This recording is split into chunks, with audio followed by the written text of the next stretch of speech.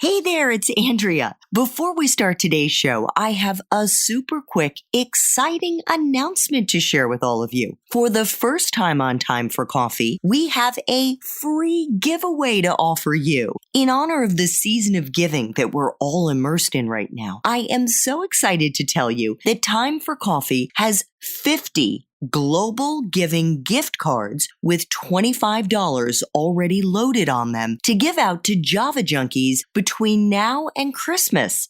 In case you're not familiar with global giving, it's the largest global crowdfunding community connecting nonprofits, donors, and companies in nearly every country around the world. These gift cards will make wonderful stocking stuffers or thank you gifts or secret Santa presents to give your colleagues or your professors or guidance counselors, your mentors, your mailman. You get the idea. Even that cute guy or girl you want to get to know better, but don't want to give them something romantic, at least not yet. The way these gift cards work is that you can redeem them by going onto the Global Giving website and picking any of the hundreds of different amazing projects Global Giving is featuring in countries around the world. Then your $25 gift card can be used to support any of these projects.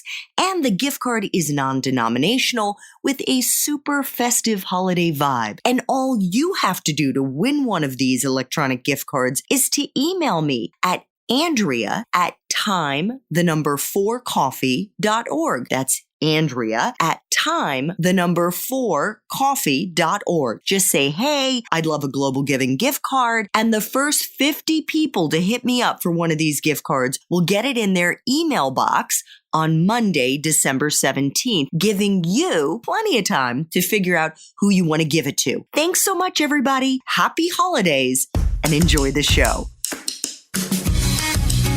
Hi there, I'm Andrea Koppel, and it's Time for Coffee, the podcast where you get to hear firsthand what the jobs and careers that interest you the most are really like. Hey, Java junkies, welcome to another episode of Time for Coffee, and I hope you're ready for another caffeinated career conversation because today I have the honor of speaking with Ambassador Rick Barton, who currently teaches at the Woodrow Wilson School at Princeton University, where he serves as the co-director of Princeton Scholars in the Nation's Service Initiative and the Ullman Fellowships, and he is also the author of a brand new book, Peace Works, which we will be getting into during the course of this interview. Rick, welcome to Time for Coffee. Thanks, Andrew. My pleasure. I was going to ask you if you're caffeinated and ready to go, but I know it's a little later in the afternoon. We're doing this interview, and he's a wise man. You don't want to be over-caffeinated. No, I'm fine. This water is delicious. So in our limited time together, I thought the Java community would probably get the most from tapping into your deep experience in the fields of international development, diplomacy, the United Nations. You've served at the highest levels in all of those organizations. And while this is not a political show at all, we've obviously had changes in the halls of power of our government. And there may well be Java junkies listening today who are apprehensive about getting into the bureaucracy of this administration. And so let me begin by asking you why you think 20-somethings should still be optimistic and interested in going to work for whether it's the U.S. Agency for International Development, the State Department, or other aspects of the fields of these organizations? Well, first off, you really do still have a chance to make a great difference. I was surprised when I had a chance to start a very small part of AID, the Office of Transition Initiatives, that we were at the very small level of funding that we had. We were at a larger level of funding than most foundations and many of the other people that were working on conflict places the way we were. So there's the opportunity to actually do something and to have the resources to do it, and then to have the backing, for example, of the U.S. government, if you're lucky enough to work within the U.S. government, is something that you don't always have in other places. And they're great learning environments as well. And there are many, many, many good mentors. A lot of people who have spent their entire careers working in these fields, and they love the idea of younger people coming along and improving on what they've done because they haven't solved all the problems. We've still left enough problems out there for young people to entertain over the next few decades. So I think the challenge, the exposure, the opportunity, the gift of service, I mean, those are all things that I would put forward and encourage people to keep in mind. There are tracks that you can take inside these agencies, whether it's at the State Department or USAID. Can you kind of briefly elaborate on them? And by that, I'm referring to the civil service, the foreign service, and what the advantages and disadvantages of those tracks in those different institutions are. You can take highly competitive exams, for example, for the Foreign Service, which you have to take a written exam and an oral exam, and very few people get through those. And that's the beginning of a career that's mostly based overseas. The civil service is mostly domestic, but again, it's highly competitive, but not quite the same process that you have for the Foreign Service. You can also come in as an intern, but if you're doing the State Department, the Defense Department, USAID, the intelligence community, better start early because the security clearance business today is a nightmare, and it takes way too long. And they have very early cutoff dates as well, but those are all posted online, so definitely follow those. And then, of course, you can go to work for a contractor, and many of those are brought in to supplement the other categories of people that we've described. Or you can work for an organization that works in parallel with and oftentimes funded by the U.S. government. So some of the non-governmental organizations get quite a bit of their funding from the U.S. government. And then there are a few that do not, that insist on not getting it to be able to maintain sort of a feeling of independence. So those are all avenues. And I would pursue all of those because it's so problematic. Again, getting your first break is really hard.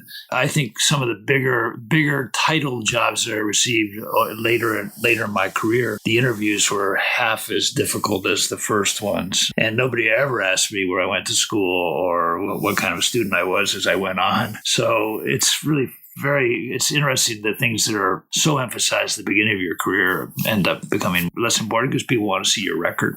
What about outside the USG? You mentioned the non-governmental organizations, but there are a variety, both here in this country and overseas. There's the United Nations and other institutions, even in the corporate sector, where you can work that have more of a corporate social responsibility and even beyond, where it really is about the bottom line. It isn't just about doing good for the PR. But what do you think in terms of other back doors into this work?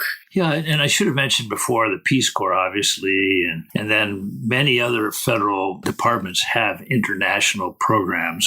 But the ones we talked about are the dominant ones, and obviously the Defense Department, even our soldiers have had the most international exposure probably of anybody at this younger age.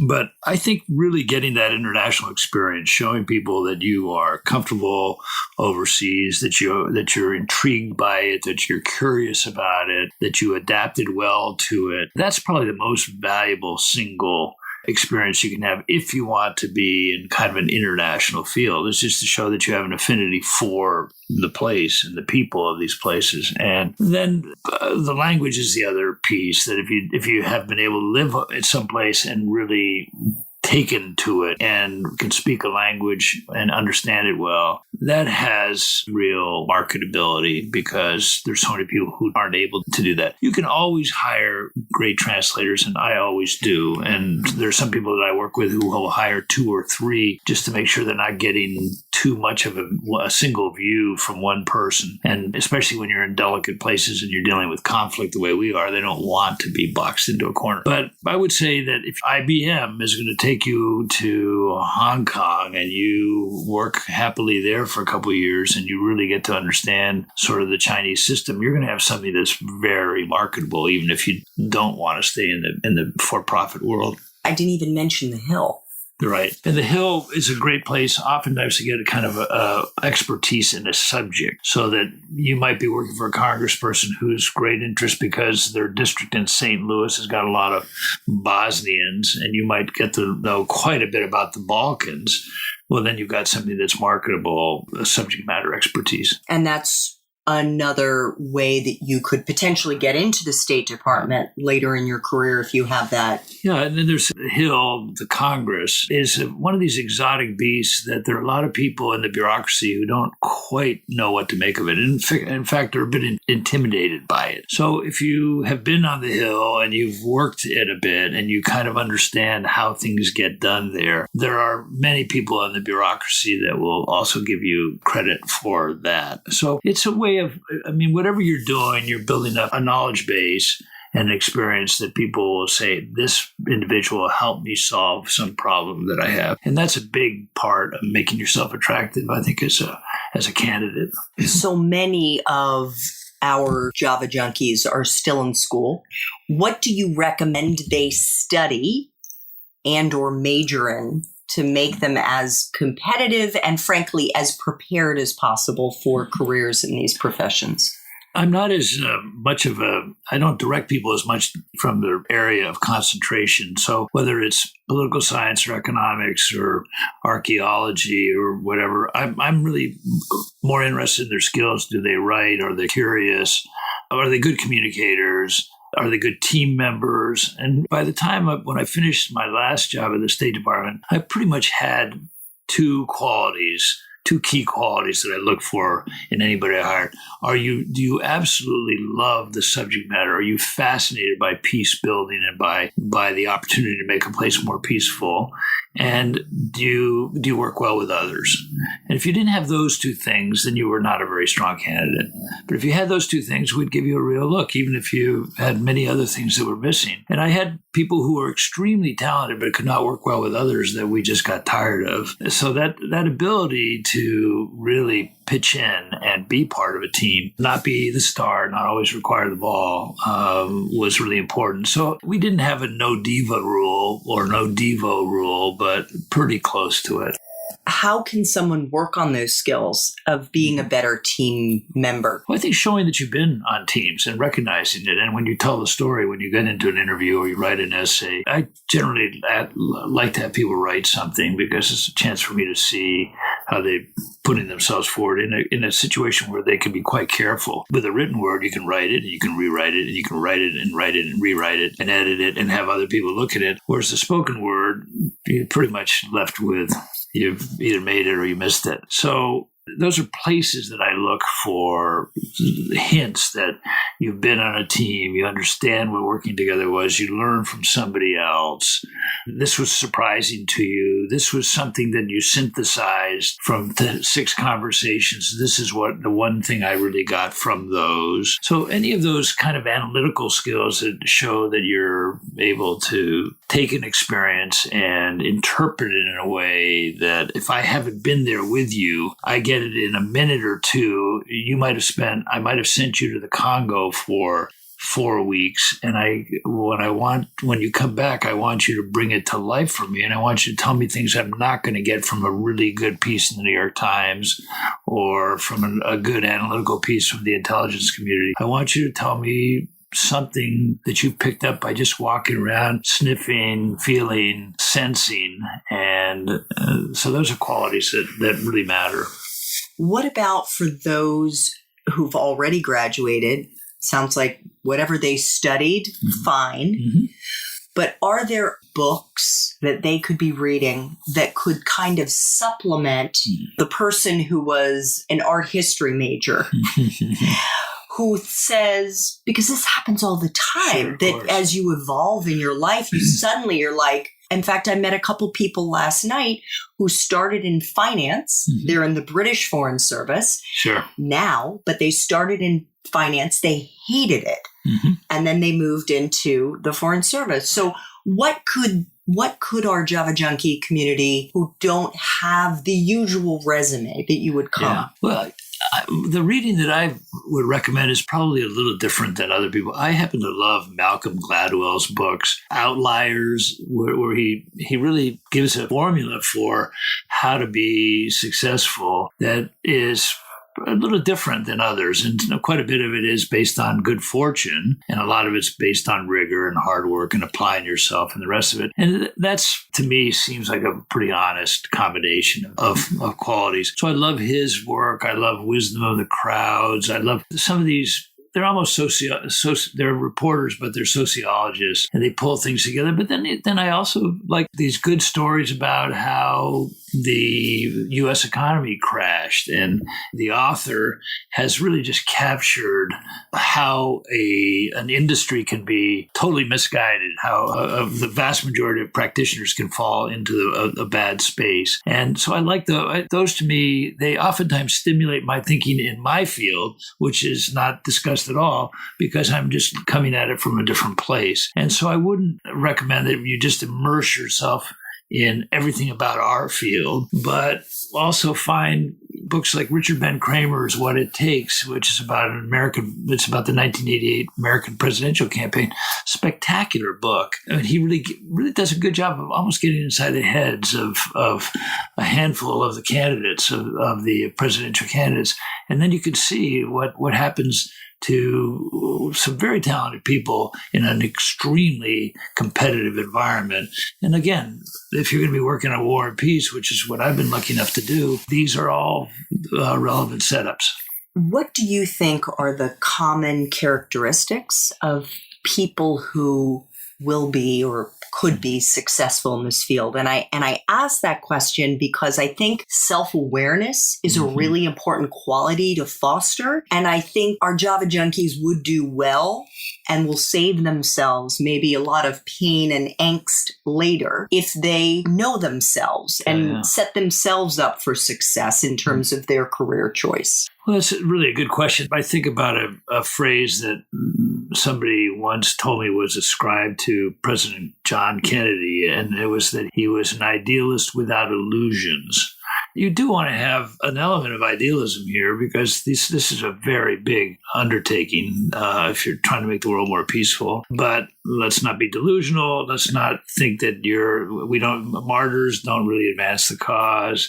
Let's not get too messianic, because if you think you're the person that's going to deliver it, so modesty, humility, great sense of humor, love of people, because at the end of the day, it's about people. One of the things that you might surprise people in this space is that many people in the State Department are attracted to this work intellectually. So they love the intellectual puzzles, but they're actually more introverted by nature. And so the meeting, the convening, the meeting with people, the engaging others is actually kind of hard work for them. And so there needs to be a balance of introverts and extroverts. It can't all be people who just love the intellectual stimulation. It has to be some people who are much more motivated by the humanity. So those would be all things that I would offer. What skills do you wish you had but don't? And how have you coped? My great-grandfather used this phrase, which I quote in the book, that the human stomach can digest anything except for introspection. So now you've asked the introspective question. I think I'm really quite patient, but you can always be more patient because there's a lot of repetition in this business. I'm fascinated by how big organizations get things done, but I'm a restless soul within them because I believe in change. I'm constantly trying to push change, and sometimes that leads to frustration. I wish when I was writing my book, I realized, boy, how much I did not know about a place that I spent several years in. Because when I was writing the book now, I was really able to indulge in a lot of the history and whatnot. So you do kind of get on the run when you're in this work. And when you're on the run, you miss a lot of things. I mean, a leisurely walk around your neighborhood, you're going to see a lot more than you do if you're on the run through your neighborhood. But I would say, I mean, there are just probably so many things I could answer here. Everybody needs a second shot. The reason that I try to ask this question of the various people I interview is because we all have our shortcomings. Correct. And I think that in my case, something that I've learned over the years is to try to hire people and work with people who have strengths that I don't. And that's one way. And certainly when you're starting in your career, you don't have that luxury because you're at the bottom of the totem pole. Yeah. And I would say that I've always been quite independent. And so maybe two things that I know I could have done better. One is that I could have done regular reporting to the people I worked for, because I tend to want them to have confidence in me, turn this over to me, and I'll get the job done well. And so reporting back then ends up feeling like I've got some sort of a restriction on me. But almost everybody likes to get a sense of how you're doing, what you're doing, how you're going about it. I could have definitely done that better. And I probably could take problems higher up the food chain faster than I have. So, which I think is another way that you actually gain influence with the most senior people in an organization, if they see that you are looking to them for guidance. But I always sort of felt, well, it's my responsibility to come up with the answer. And if I didn't come up with the answer, then it would be a shortcoming. So I think that would be one area that I would really critique. Obviously, one of many skills you do have are the ability to network, to build teams. I think it's not uncommon for people who are in their early 20s. These are muscles that they haven't had an opportunity to develop as much. What advice do you have, especially for those for whom this doesn't come easily, how they can expand their circle? Well, with our fellows in our Princeton program, we tell all of them, keep a coffee list and make sure that you actually reach out and on a regular basis find an excuse to get out and see these people. And I would just say in the last couple of days, I had a young person who had asked for advice, just graduated from Oberlin, and now he has landed in Colombia for his first internship after graduation. And he wrote me quickly to say that he was there and he was getting settled. And he indicated that it was probably going to be a first stop, not a last stop for himself. And that then got me to thinking, well, who do I know who's in Colombia right now? So I sent him back a very quick note with 2 names and emails of people he should reach out to. He did that immediately. And that in turn generated a third name that my wife came up with of somebody who's going to show up in Bogota this coming week. So the curiosity to go get the names and keep asking people, who do you know? Who should I talk to? Anybody that you'd recommend? But then quickly do it. Don't put it aside. Just get that email. Emails are such an easy way to connect to somebody. They're not all going to write back and say, I'll see you tomorrow. But don't be discouraged. I mean, if you get 1 or 2 good ones, then now you're starting to build a network. And a network really is a wonderful way to enjoy a career and to build on it. And people out there looking for you as well. I had a story when I came back I'd been Deputy High Commissioner for Refugees, which is a pretty big job in the UN in Geneva. I came back to Washington. I called an old friend and I said, I'm going to be looking for work. What do I need to do? And he said, how long have you been away? And I said, 2 years. He said, oh, everybody's forgotten you. And it was that's encouraging. But it was a good, sobering view. And he said, what you need to do is go to a few events here in town and make sure you stand up and ask a question. So I did that. And within 10 days, I had 2 job offers that had basically come from people seeing that I was back in town. It wasn't that I had responded. So I recommend just engaging and being engaged. And that's going to make you a better leader at the end of the day, because I think an engaged leadership is really critical as well. So we're going to flash back here to your time in undergrad at Harvard. You majored in government and had, you said, what would be the equivalent of a minor in Spanish literature. Did you know what you were going to do with that degree when you graduated? Not really. No. And it was because it was very theoretical, and professors were almost all distinguished people like Henry Kissinger and Hoffman and Carl Friedrich and Carl Deutsch, so big names, but many of them had left Europe and ended up bringing their scholarship to Harvard. And I found it pretty dense. And then lucky enough to work on a congressman's campaign for the U.S. Senate in Maine. And suddenly some of what we'd studied came to life, but a whole new universe. And it was much, much more dynamic than anything I had seen before. And it had daily practical problems. Like we're running against a very popular icon, Margaret Chase Smith. She was the only woman in the United States Senate. And she was an elderly person, but we were told to run a totally respectful campaign. But it was difficult to find anybody who would enlist, who would be seen as working against her. There were people who were ready to vote against her, or for my candidate, because he was a popular congressman, but they didn't want to be enlisted. So how do you solve that problem? Well, it turns out that most of our early volunteers were junior high school kids, because that's about where you could find them. So that was pretty exciting. And then you could, they can make phone calls as well as anybody, and they can leaflet as well as anybody. And so it was a bit of a youth movement. So I don't want to diminish the importance of the practical work. And now that I teach at Princeton, I think a lot of what I'm teaching is extremely relevant. And I'm hoping that it's exciting people about the prospect of doing this kind of work as well. Is the takeaway here, don't worry if you're not excited by what you're studying in school? Yeah, I think so. Hopefully find things that do excite you and then figure out what was the element that did. Was it the teacher? Was it the other students in the class? Was it the reading, the combination of all the above? Was it the guest? But if you can get that analytical piece going, that what is it that's motivating you? Because it may not be the subject. It may just be that you've got a compelling professor. So how did you get your first job out of school? Was it working on this campaign? That really was my first job. And it was very low paying.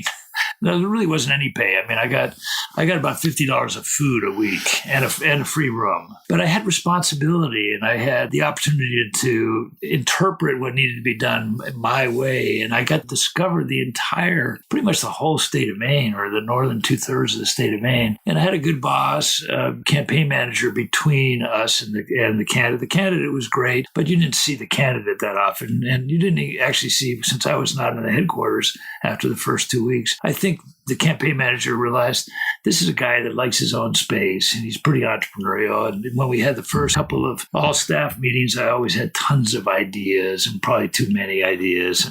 And I think it was both a comfort to him, but also to get me out of his daily sight. But he also recognized that was a good use of the energy that I had. You obviously want to work for people who kind of interpret you well and see whatever you're offering, so you're not having to constantly tailor yourself and feel like you're changing yourself for them or living up to a behavior that is artificial every day. It's at the end of the day, you want to be as comfortable as you can. And I assume that most people work better when they feel some pressure, but not constant personality-driven pressure. Do you remember how you got that job?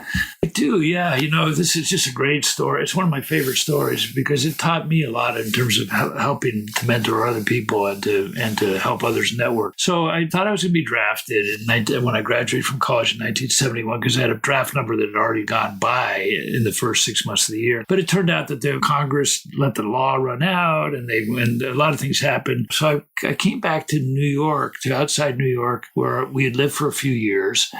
And my Little League baseball coach was he was one of the top political pollsters in the country. And I went in to see him, and this was Oliver Quayle, who was one of John Kennedy's pollsters with Lou Harris. So the two of them did Kennedy's polling, which was so influential in the 1960 campaign. He said, the only place you will have real value to a campaign would be right here in this area of Westchester County, where you spent some of your elementary and junior high school years, or in Maine. It just so happens that I have two congressmen as clients of mine who are running here in this area, and one in Maine. And then he picked up the phone right there while I was sitting there, and he tried to call all three of them, and he got through to one of them, and he said, "Congressman, this is Ollie Quayle." And of course, they knew who their pollster was, big time. And he said, "I have a young man here who I'd stake my personal reputation on the job he's going to do for you. And what do you think about giving him a job?" I couldn't believe it. Now, that did not turn into a job, but the congressman from Maine, Bill Hathaway, called me a couple of days later at my grandmother's house, and he said, "Look, I've heard good things about you." I said, "Well, I've heard good things about you." And he said, "You have to stop talking to my mother." And he sent me up to meet the campaign manager, and they said, "Look, a full-time job with no pay and lots of responsibility. What do you think?" I mean, that's not Sounds terrific. That's not quite the way they sold it, but that's what it was.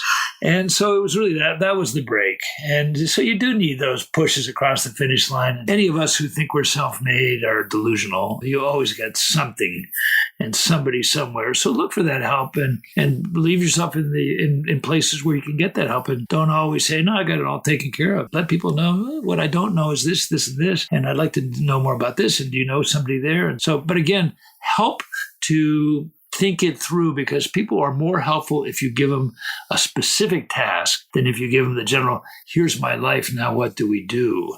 The kind of advice you get in that case is usually, "Well, I went to this school and got this graduate degree and they work for me," or "I'm a lawyer and this worked for me." If you tell people exactly what you need, almost everybody will be more helpful. And that happened to me much, much later in my career for one of the big jobs where I basically was told, "Can you get the support of this person, this person, and this person? If you can, we would like to hire you. But to hire you, we're going to have to tell another candidate who has great patrons that you have equally great patrons. And in this case, we've got to give it to the other patrons." That would decide that competition as opposed to my coming in second because I hadn't done that other work. So really try to figure out the path. So your path, obviously you went to an Ivy League school, went on and got your graduate degree. I think anyone who looks at your resume is going to say, "Holy cow, this man reached the very top of his profession." It doesn't feel like that, but thank you. Why doesn't it feel like that? If you feel like you want to make a difference, if that's what really was driving you, there's always so much more you can do. And so it's not dissatisfying. I mean, it's not like I sit back and go, "Oh, this didn't work out, that didn't work out." But it's just, you recognize that sometimes your best work when you're not in a big job, when you don't have a title, when you can actually say, I fully know what I did to help somebody else in this case. Or sometimes you have a big title and it's like, I never get to see any of the people I'm supposed to be helping. I'm a New Englander, so you're never quite satisfied as a New Englander. There are always 10 more stones in that field that should be picked out and put into the wall so you might be able to grow 3 tomato plants. I get it. Look, I'm thinking about the weeding I have to do in my garden and the house that I have to clean after I finish talking to you. It looks wonderful. I don't think you have to do anything. Take the day off. So that was really my prelude to saying that we've all had ups and downs, specifically with careers. Sure. Could you share with our listeners as a way of saying, yes, I may have gone to an Ivy League school and, have all of these big titles on my resume, but even I have had to dig deep at various points to get up the next day, put on a brave face, and keep moving forward? Well, you run into obstacles of all kinds. And sometimes you work with a boss or a team that you just fit in with beautifully. And sometimes you're the odd person out. And it doesn't really have that much to do with your upbringing or your experiences, but it could be chemistry, it could be personality type, it could be where you fit on the Myers-Briggs scale or whatever. So, or you're just not as fascinated by it. I mean, there were times when I was the U.S. ambassador to the UN that a major function that we had was to renegotiate agreements, a language in resolutions that had been negotiated for the last 10, 20, or 30 years. And all we were doing this year was one new sentence that somebody was messing with. It was hard for me to feel like that was going to change the world. I thought we were putting too much time and effort into those things when we were maybe spending hundreds of millions of dollars on another part of the UN that we were not overseeing at all. But that was the emphasis that was one of the points of emphasis of the job. So I'm not sure I did that job as well as I could have, or as I would have liked to have. So sometimes you go back and give yourself grades in every job. You don't give yourself an A in every job. And sometimes your grades align with the way your boss would have seen it as well. Now, there are times that I thought I was doing A work, and I've had a boss who thought I was doing C+ work because we had just a different view of the job. That's very tough. And I've generally benefited from having really good and generous bosses. But be accepting of that reality. It's not always going to work out that way. And sometimes it's particularly painful if at the beginning of your career you have bad bosses. So I would say be very careful not to get into situations that are abusive or where you feel victimized early in your career, because then that can become a pattern, and that's a pattern you just don't want to repeat. And so I had good bosses early, even though I made big mistakes. I'll just tell you one story. One of my jobs when the congressman won the Senate race, he put me in charge of his offices in Southern Maine. And one of my jobs was to pick him up at the airport and drive him around the state. And so he could have very productive meetings. Well, I did a number of things wrong. Oftentimes at the meetings, I thought that I was an equal participant. That was not the case. He was a senator, but I had not really gotten that lesson. I didn't always buy gas. That's pretty basic. I mean, I have the car filled so we don't have to stop between places. I once was very late to pick him up to take him to the airport. And he was waiting there with his wife for about an hour. And he was generous not to fire me, but they did take me down from $14,000 a year to $12,500 a year. So that hurts. But these are things, these are pretty basic mistakes. And when you're starting a job, there's a lot of stuff you don't know. And so don't just be observing, be ready to ask and make sure that you understand what the most basic requirements are, because I was fulfilling that job maybe at a higher level in some elements, but in the most basic elements, I wasn't even meeting the passing grade. And I can tell you that was an ice cold ride to the airport that day with a senator. And by the way, I compounded it by bringing my girlfriend in the car. So a lot of bad judgment, right? But we did barely make the plane. If he'd missed the plane, I think I probably would have lost my job. You would have lost more than $1,500 from your salary, right? So you wrote a book recently called Peace Works, America's Unifying Role in a Turbulent World. Why did you want to write this book now? And what are the lessons that your readers should take away from the book? I think it's an incredibly important time for the United States to do a better job in peace building around the world. We've made monstrous investments of lives and of our resources trying to intervene in conflicts or sometimes even starting conflicts over the last 30 or 40 years. And I've had the opportunity to work in 40 plus of these conflicts. So I felt like I had a wider view than almost anybody, but I'd also had a venture capital fund to work in these places. So I'd been able to test ideas and see what worked and what we could do better. And I felt the Guild is relatively new in the space, but the dominant professions, the military, the diplomats, the development experts, the humanitarians, all have their own ways. And these places require the best of each of them. So it requires more of a hybrid. And I thought I could bring that out in a book. And I believe, deep in my heart, I believe that if the American people are more engaged in these kinds of issues, that better policy and practice will result. And so I wanted to write a book that what I thought would invite an interested citizen, a concerned citizen, invite them in, engage them in an accessible way to some of these very complex problems, because I don't believe that foreign policy and this kind of work should be left to just the brain surgeons and the nuclear physicists of this work. I believe that there is a wisdom in the crowds and democracy benefits from that. And this book really shows them how to do it, the changes that we should be making, where they should be vigilant, and it also hopefully will help practitioners do the work better. I'm going to ask you a question that your answer could be a couple of hours long. I'm going to ask you for a shorter answer if you could. Can you make it a multiple choice? I know. We can certainly think of many instances where peace has worked, but I think the knee-jerk would be to say that peace hasn't worked in so many more places. How can we have that optimistic perspective?